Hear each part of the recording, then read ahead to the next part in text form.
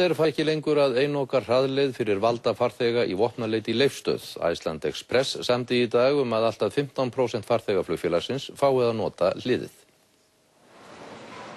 Farþegar Icelandair á Sagaklass hafa árum saman geta farið sérstaka hraðleið við innritun á jarðhæðinni í Leifsstöð. Þegar mikið að gera þurfa allir farþegar að sýna brottfararspjöld sín hér á annarri hæðinni, hvort sem þeir eru á Sagaklass eða óbreyttir. Mestu tafirnar geta orðið í öryggisliðunum á annarri hæð og myndast oft langar raðir. Og ef maður er almennur farþegi, þá fer maður hér í röð, stundum löng og stundum stutt, en ef maður er búin að borga meira fyrir flugfarseðilinn, þá fer maður hér í hraðleiðina.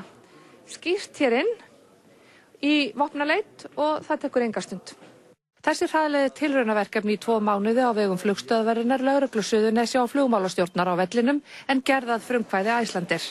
Björn Bjarnason dómsmálaráðherra er einn þeirra sem sett yfir spurningamerki við sérstök öryggislið fyrir farþega á viðskiptafarimi.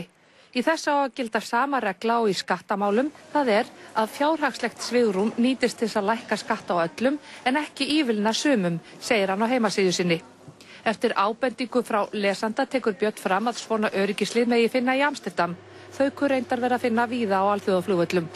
Jóhann R. Benediktsson sýslumaður segir forsendu þessa tilraunaverkefnis þá að kostnaður sem af henni hlýst fyrir lögregluembættið verði greiddur. Þá létti þetta hlið líka á almenna hliðinu og bæti þar af leiðandi þjónustuna líka þar. Iceland Express sætti sig ekki við þennan forgang Icelandair í Leifsstöð og í dag náðust samkomulag við yfirvöld flugstöðvarinnar að farþegar Iceland Express fengi að nota hliðið líka.